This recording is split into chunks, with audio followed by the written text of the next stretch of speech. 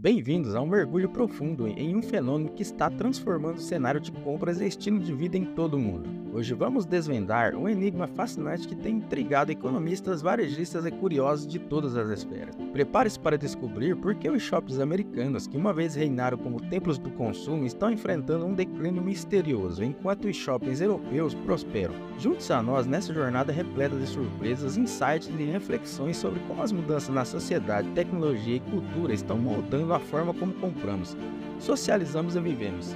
Se você já se perguntou sobre o destino dos shoppings e as razões por trás desse contraste global, você está prestes a desvendar o porquê.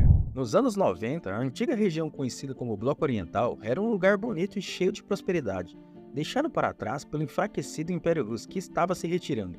Imagine que você quisesse fazer compras. Para onde iria? Ah, eu sei. Lembra daqueles centros comerciais soviéticos que muita gente viu naquela época? Páginas de redes sociais com um visual retrô, cheios das melhores coisas do Bloco Oriental.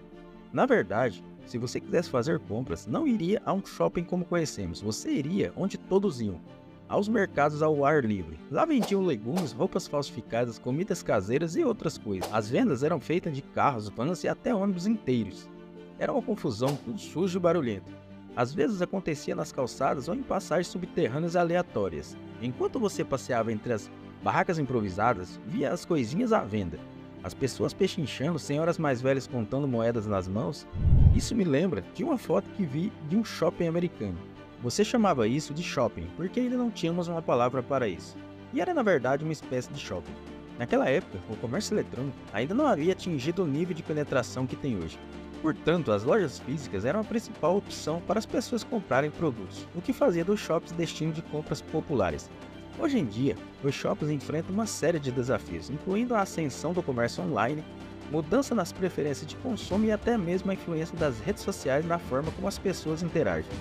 Isso resultou em adaptações nos shoppings atuais, que muitas vezes focam em oferecer uma experiência mais diversificada, integrando opções de lazer, gastronomia e serviços para atrair os consumidores modernos. Portanto, os argumentos mais comuns citados para a morte dos shoppings nos Estados Unidos são o comércio online. O fato de que as pessoas agora podem fazer pedidos pela internet no conforto de suas casas. Claro, o comércio online não ajudou exatamente os shoppings, mas o comércio online também está muito presente na Europa. E os shoppings lá estão indo bem. Portanto, me sinto à vontade para afirmar que o declínio dos shoppings nos Estados Unidos não se deve ao comércio online, embora certamente não tenha ajudado. E assim, identifiquei 3 razões principais reais que vamos explorar agora, incluindo a última, que ninguém fala, mas é absolutamente crucial na minha opinião. Na verdade, essa pode ser a razão mais importante para a morte dos shoppings nos Estados Unidos, e ainda assim as pessoas parecem ignorá-la. Então vamos dar uma olhada nas razões. Razão número 1, poder de compra. Os shoppings só conseguem se manter vivos quando tem clientes que podem pagar pelo que eles vendem. Nos Estados Unidos, isso não é verdade em todos os lugares. Em algumas regiões, muitas pessoas perderam seus empregos bem pagos quando as fábricas e empresas foram para outros países. Se você der uma olhada no centro dos Estados Unidos hoje em dia, vai ver que aqueles que diziam que o livre mercado ia cuidar de tudo não estavam brincando. A verdade é que muitos empregos bem pagos sumiram, e isso fez com que muitas pessoas fossem embora também. As que ficaram acabaram ficando mais pobres e muitas vezes não conseguiam manter os shoppings funcionando. Agora você pode estar se perguntando se isso também aconteceu na Europa. Bem, mais ou menos. Lá as coisas são um pouco diferentes, porque as economias foram construídas de forma especial, principalmente as da União Europeia. Claro, existe competição entre empresas como em qualquer outro lugar, mas com algumas diferenças importantes. E para ilustrar isso, deixa eu te contar uma história sobre os trens. Há algumas semanas, alguns amigos pegaram um trem de Leipzig até Chemnitz, depois pegaram outro trem para Dresden. Ambos esses trens eram da empresa Transdev. Depois foram para Lübeck em um trem da empresa Leanderbahn. De Lübeck pegaram um trem da empresa Arriva até Jalisneaubrod. Então, eles sempre usaram trens privados, certo? A Arriva pertence à Deutsche Bahn, a empresa estatal de trens da Alemanha. A Leanderbahn é parte da Eterna Itália, que é a empresa estatal de trens da Itália. E a Transdev é em grande parte do governo francês. Essas empresas do governo competem em leilões livres na União Europeia, tentando dar o melhor preço possível para os governos locais e oferecer um serviço real em uma linha específica. Geralmente é isso que acontece. Isso mostra como as economias europeias funcionam de um jeito diferente, não sendo afetadas da mesma forma que a economia dos Estados Unidos. Em geral, o poder de compra na Europa está aumentando em todas as áreas, inclusive na Europa Central e Oriental. como mostra o gráfico. Esse aumento é mais uniforme comparado aos Estados Unidos. Por isso, não se vê grandes problemas econômicos como aconteceu recentemente com o cinturão de ferrugem, nem áreas urbanas enormes e caras como na costa oeste dos Estados Unidos. Além disso, nas partes orientais da Europa, houve grandes crises econômicas antes de que nos Estados Unidos, então a maioria delas escapou por pouco. A Europa fez algo diferente, ou melhor, não fez o mesmo que os Estados Unidos. Razão número 2. Excesso de oferta. Os shoppings americanos são exóticos no sentido de que existem tantos deles. Grandes quantidades de espaço comercial foram construídos na forma de shoppings fechados, shoppings ao ar livre, centros de energia, centros de estilo de vida e assim por diante. Como resultado, há muito mais espaço comercial por habitante do que na Europa, muito mais, cerca de 10 vezes mais do que na Alemanha, por exemplo. Nas cidades alemãs, onde há excesso desse tipo de espaço, como a cidade de Canadá, você encontra situações semelhantes. No entanto, Cambridge é uma exceção, pois esses shoppings e centros comerciais costumavam ter uma base de demanda. Acontece que, após a queda do Muro de Berlim, as pessoas começaram a sair da antiga Alemanha Ocidental e de repente houve um excesso comercial. Mas uma situação assim não poderia ocorrer na Europa, porque as regulamentações que governam a construção de novo espaço comercial são muito mais rigorosas do que nos Estados Unidos. Os libertários chamam isso de burocracia governamental, que prejudica a economia, enquanto os defensores das regulamentações a chamam de medidas necessárias para evitar o fechamento em massa e a decadência urbana. O grande número de shoppings nos Estados Unidos também significa que eles têm uma qualidade mais baixa e são mais produzidos em massa. Olhe para este, o antigo shopping Metro Center em Phoenix, Arizona. Por que ele está se desmoronando assim? Que material eles usaram? Papelão talvez? O fato é que, com tantos modelos, é inevitável que muitos deles acabem sendo baratos e mal produzidos, tanto em termos de arquitetura quanto do que oferece. E a cultura consumista padronizada e produzida em massa simplesmente não é algo que as pessoas buscam atualmente. Comparando o shopping Metro Center com o Palladio no centro de Praga, vemos uma diferença. A fachada do Palladio é de um edifício histórico real, no qual eles integraram todo o shopping.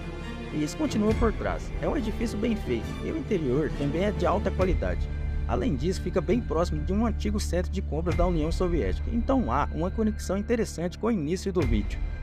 O Palladio é um exemplo positivo em algo mais, bem como a terceira razão pela qual os shoppings nos Estados Unidos estão morrendo. Ou seja, essa é a questão da qual mal ouço alguém falar quando se trata de shoppings em declínio. Sim, o poder de compra e o excesso de oferta são importantes, mas onde o shopping está localizado e o que o rodeia também é tão importante. Ao olhar para o Palladio, há uma parada de bonde bem ao lado, uma estação de metrô, e está a uma esquina de distância de Massaricov, a estação de trem suburbano. O Palladio é muito fácil e conveniente de chegar, então o que você poderia dizer é que os shoppings nos Estados Unidos têm amplo estacionamento e também são fáceis de chegar de carro. Com certeza, mas isso faz parte do problema. Razão número 3. Mau planejamento urbano. As cidades centrais dos Estados Unidos são mais dispersas, o que significa que o shopping estará mais distante de você.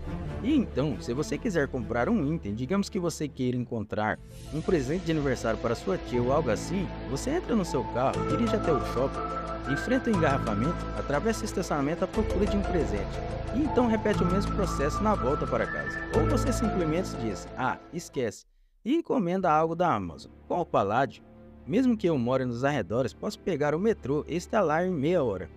Mais uma vez, isso é a partir da borda da cidade.